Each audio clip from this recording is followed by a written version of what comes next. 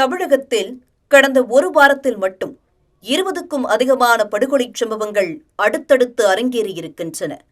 கொலை, கொள்ளைகள், பெண்களுக்கு எதிரான குற்ற சம்பவங்கள் என சட்டம் ஒழுங்கு அடியோடு சீர்குலைந்திருக்கும் மாநிலமாக தமிழகம் உருவெடுத்து வருவதாக புகார் எழுந்திருக்கிறது.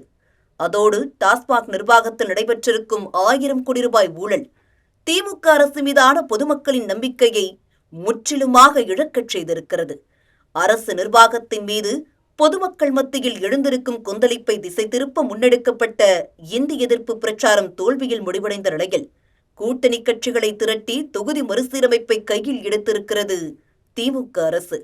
மருத்துவ கழிவுகளை கொட்டும் குப்பை கிடங்காக தமிழகத்தை பயன்படுத்துவதோடு முல்லைப் பெரியாற்றில் புதிய அணையை கட்டி தென் மாவட்ட விவசாயிகளை வஞ்சிக்க துடிக்கும் கேரள அரசு காவிரி டெல்டா விவசாயிகளின் வாழ்வாதாரத்தை கேள்விக்குறியாக்கும் வகையில் மேகதாதுவில் அணையை கட்டியே தீர்வோம் என பிடிவாதம் பிடிக்கும் கர்நாடகம் என தமிழகத்தின் உரிமைகளை பறிக்கும் வகையில் செயல்படும் அரசியல் கட்சிகளை அழைத்து தமிழகத்தின் உரிமையை மீட்கிறோம் எனும் பெயரில் தமிழக அரசு நடத்திய ஆலோசனை கூட்டம் தமிழக மக்களின் கோபத்தை இரட்டிப்பாக்கியுள்ளது.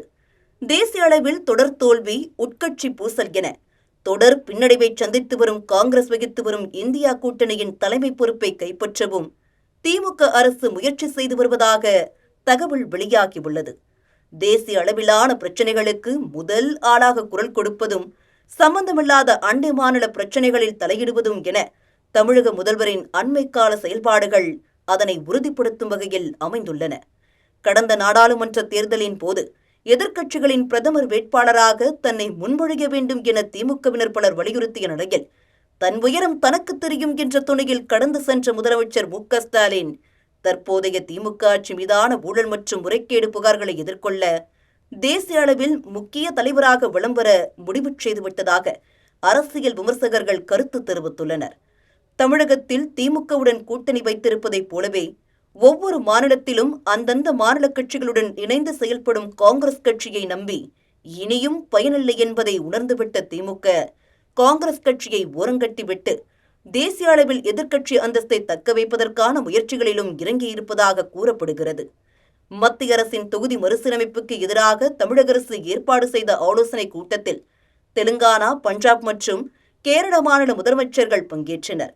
திமுக அரசின் இரட்டை நிலைப்பாட்டை புரிந்து கொண்டதாலேயே கர்நாடக முதலமைச்சர் சித்தராமையா இக்கூட்டத்தை புறக்கணித்துவிட்டு துணை முதலமைச்சர் டி.கே. சிவக்குமாரை அனுப்பி வைத்ததாக கூறப்படுகிறது.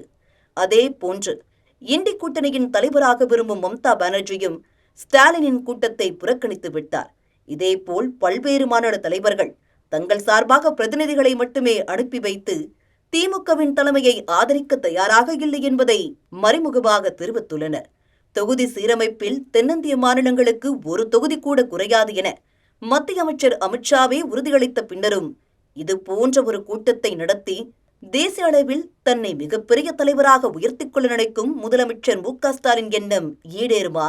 தன் இடத்தை ஆக்கிரமிக்க நினைக்கும் திமுகவின் செயல்பாடுகளுக்கு காங்கிரஸ் தொடர்ந்து ஆதரவளிக்குமா? திமுக அரசு நடத்தும் அரசியல் நாடகத்திற்கு மக்களின் ஆதரவு கிடைக்குமா என்ற அடுக்கடுக்கான கேள்விகளுக்கு அடுத்தடுத்த நாட்களே பதிலாக அமையும்.